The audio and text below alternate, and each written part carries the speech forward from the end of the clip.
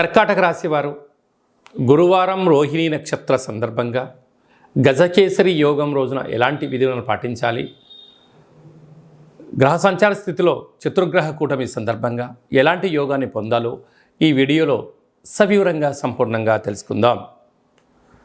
కర్కాటక రాశిలో ఏ నక్షత్రాలు వస్తాయనగా పునర్వసు నక్షత్రంలోని చివరి పాదం 4వ పాదము, పుష్యమి నక్షత్రంలో 4 పాదాలు, ఆశ్లేష నక్షత్రంలో 4 పాదాలు కలిపితే కర్కాటక రాశి. చాలామందికి పుట్టినటువంటి కాల సమయంలో డేటా ఆఫ్ బర్త్లో ఉండనటువంటి కారణం వలన పేరు యొక్క మొదటి అక్షరాన్ని అనుసరిస్తూ ఆ రాశిని తెలుసుకొని ప్రయత్నం చేద్దాం. హీ, హూ, హే, హో, డా, డి, డు, డే, డో అక్షరాల వారందరూ కర్కాటక రాశి జాతకులే. కర్కాటక రాశి అధిపతి చంద్రుడు. ఆ చంద్రుడు ఈ యొక్క వైశాఖ మాస అమావాస్య సందర్భంగా గురువారం రోజు రావడం గజకేసరి యోగం కలిగించే పరిస్థితి చాలా అధికంగా ఉంటుంది. అదే కాకుండా కర్కాటక రాశి వారికి ఇంకనూ చాలా మంచి కాలము అని చెప్పి గమనించగలగాలి.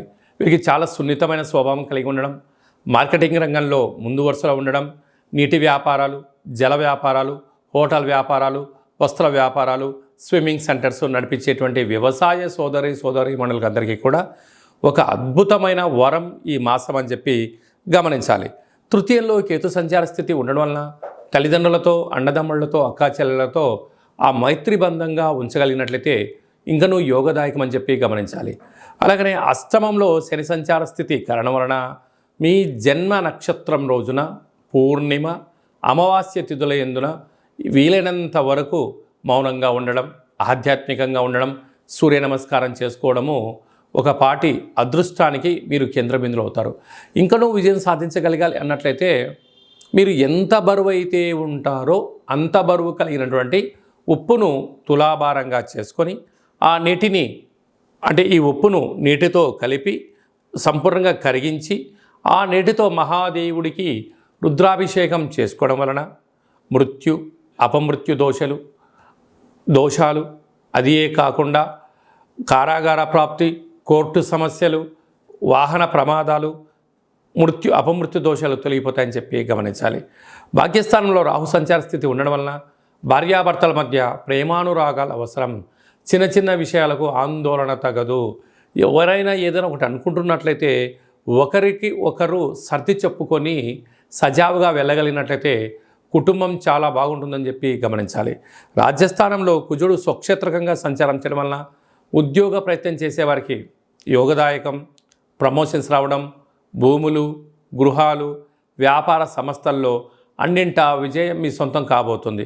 అలాగనే లాభస్థానంలో చతుర్గ్రహ కూటమి రవి బుధులు కలిస్తే ఎవరి యొక్క జాతకంలోనైనా బుధాదిత్య రాజయోగము అంటారు.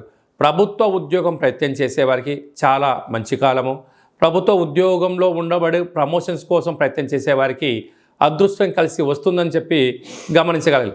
అలా వృత్తులలో, ఉద్యోగాల్లో, వ్యాపారాల్లో ఏదైతే అనుకుంటున్నామో అన్నింటా విజయం మీ సొంతం అవుతుందని చెప్పి గమనించాలి. అదే కాకుండా ఈ చతుర్గ్రహ కూటమి యొక్క కారణం వలన రవిచేత, గురువు రవిచేత శుక్రభగవానుడు ఇద్దరూ కలిసి ఉండడం వలన గురుమౌఢ్యమి, శుక్రమౌఢ్యమి అని చెప్పే పరిస్థితి ఉంటుంది. వివాహాది శుభ కార్యక్రమాలు ఎలా ఉండవో మీ యొక్క ప్రస్తుత కాలమాన ప్రకారంగా గృహాలు, భవనాలు, క్రయ విక్రయాల పరిస్థితుల్లో స్వల్పంగా అది మందగించినను రాబోయే కాలంలో అది యోగాన్ని ఇచ్చే పరిస్థితి ఉంటుందని చెప్పి గమనించాలి.